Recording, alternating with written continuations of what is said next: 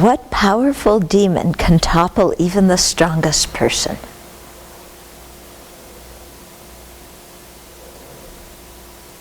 Okay. Wavering, indecisive thought, unable to decide on the right course of action. What powerful demon can topple even the strongest person? Wavering, indecisive thought, unable to decide on the right course of action. Okay, so this is talking about the mental factor of doubt. Okay, so there's different kinds of doubt. In general, doubt is a two-pointed mind. Shall I do this? Shall I do that? Sometimes it's 3 or 4 pointed. This one or that choice. Maybe this one or that one. Yeah. Nowadays we have many more choices than people in the past had. So they say doubt is like trying to sew with a two-pointed needle. You stick the needle in and you can't move.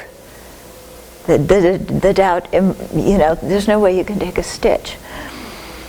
So there's doubt inclined, in a Dharma sense, doubt inclined towards wrong views, doubt inclined towards right views, and doubt that's kind of somewhere in the middle. Yeah. What we want to go to, we usually start out with wrong views and then go to doubt inclined towards the wrong views, and then the middle doubt, and then towards right views, and then on to right views and so forth.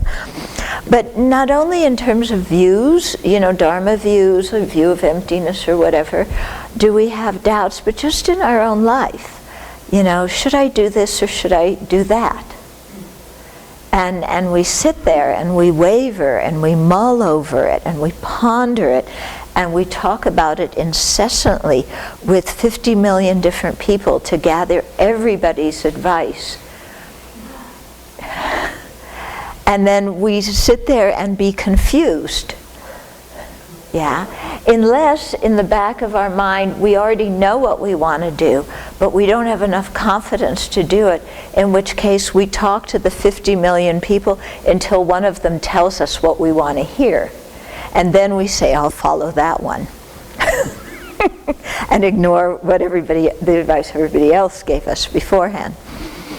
But I think I think doubt has a special kind of role in our culture because people have more opportunities now and more choices to make. And so then it's very easy to get confused because there's so many things that you could do or be or have. And, I've seen people, you're kind of standing here and say, well, should I do this or should I do that? And then the mind, it would like to try and do this, but if I try and do this, then I'll have to give up that. And I don't want to give up that. I want to keep the option open to do that, which means I can't do this. But if I do that, then I have to give up the option to do this, and I don't want to give up that either. So I want to have all my doors open. Yeah? And so then the C word becomes terrifying. And the C word is not cancer, it's commitment. It's like, because if I commit to one thing, I have to give up another, and I can't, no. And so then we just stay there in the middle, unable to do anything in our lives. Yeah, because we can't make a commitment to anything because it might be the wrong decision.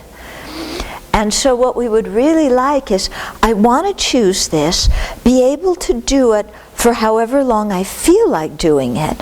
And if it doesn't work out, come back to the exact same moment in time where I am right now and choose the other one and do that, knowing that that one would be better, except maybe it won't be the better, because if it were, then I should do that one first. So that would be good. Let me do that for a period of time, and then can't I come back to this moment again, rewind the time machine, maybe 2 months, maybe 2 years, maybe 20 years, maybe your whole lifetime, I don't like this decision I made, how I live my life. Can't I come back here and do it differently, choose the other option?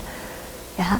And so people just get paralyzed, not being able to move in their lives because of this fear of making the wrong decision, as if there is a pre-planned right and a pre-planned wrong. And as if making the wrong decision will totally ruin your life forever. In other words, they don't give themselves the possibility of, okay, I will try that. If it doesn't work out, I will learn from the experience. And I'll think about, what did I do that caused me to choose that, and what was going on, and so on. And I'll learn from it in some way so that I can go forward in my life. Because if you don't do that, then, okay, you don't want to make a decision. When you finally make a decision, if it's not the glorious paradise that you thought it was going to be, then if you can't learn from it, you become very bitter. Yeah. And I think we've all met bitter old people, and that is miserable. Who wants to be a bitter old person?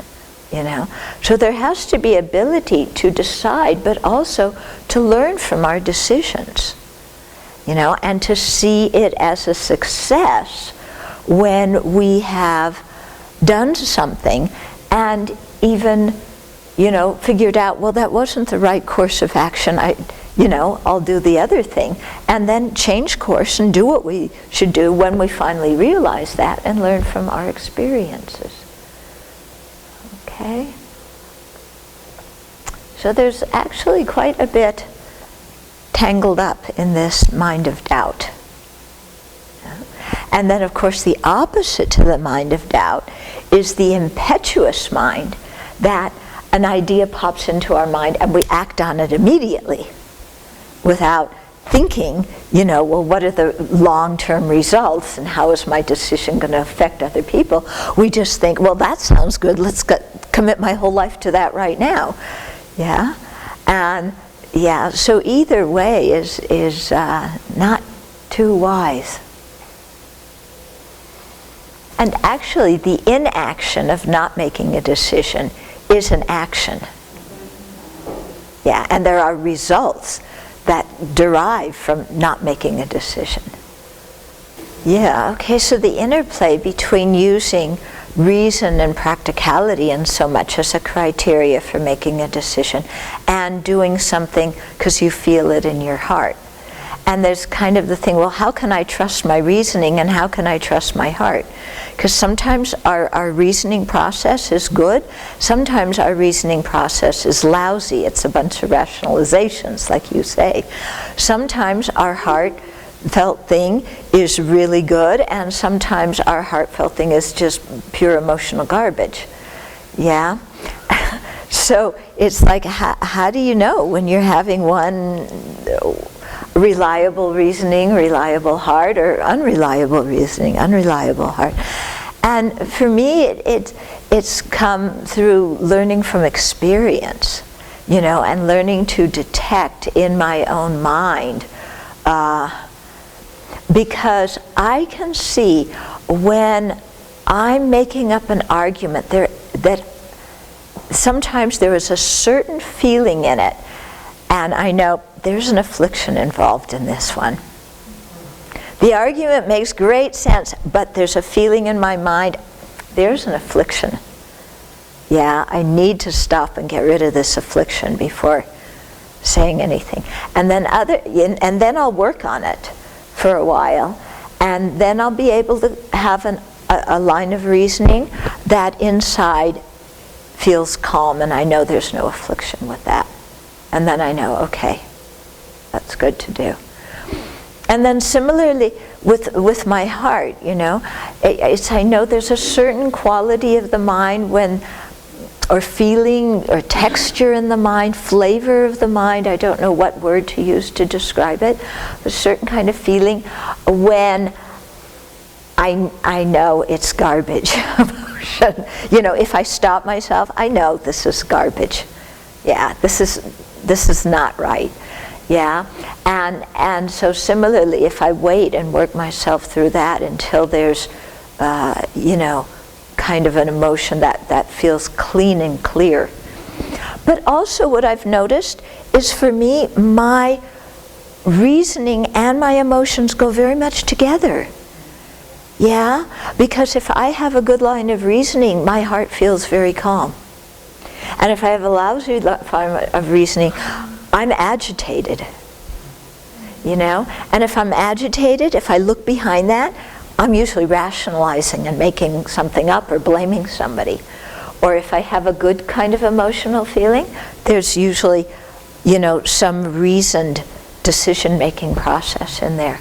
So I don't see those two things as totally different. Yeah?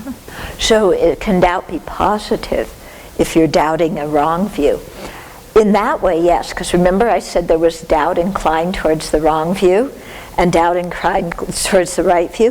The one inclined towards the right view is definitely better than the one, you know. So if you have a wrong view, you know, like nothing matters anyway, and you begin to think, well, no, things do matter, you know, and I can create happiness and I can create suffering for self and others, you know.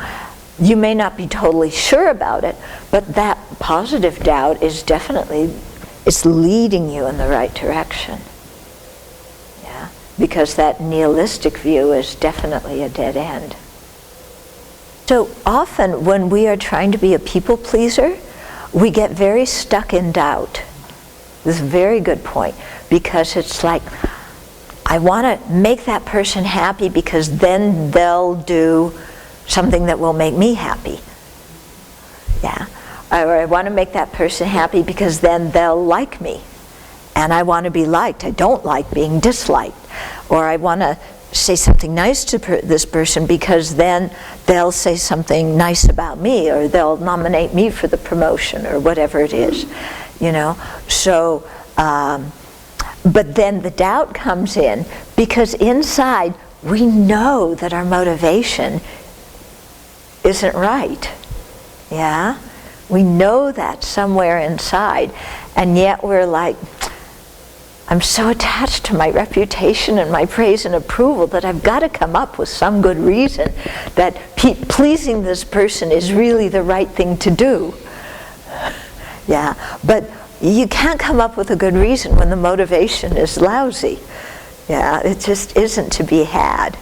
So that's, I think, when you know, what I actually find it quite exciting about Dharma practice, when I get to that point and then I go, my motivation is lousy. Look at me, I'm trying to be a people pleaser. Finally, I figured it out.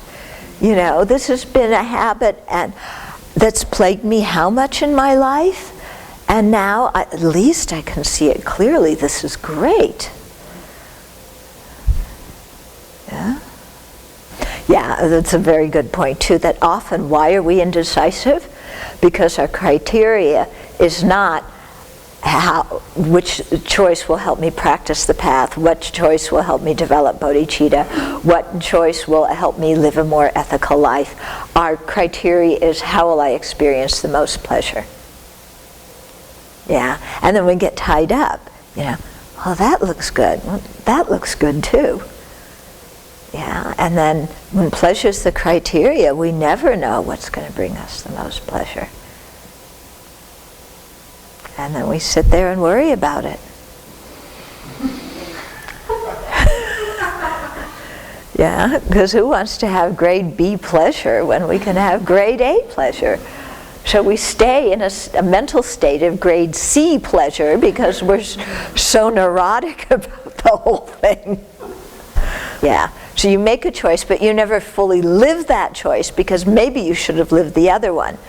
So then, well, I chose this, but maybe today's the day I should go back and do that one. But no, maybe I should wait until tomorrow and give it a little bit longer chance before I change my mind and go back to this one.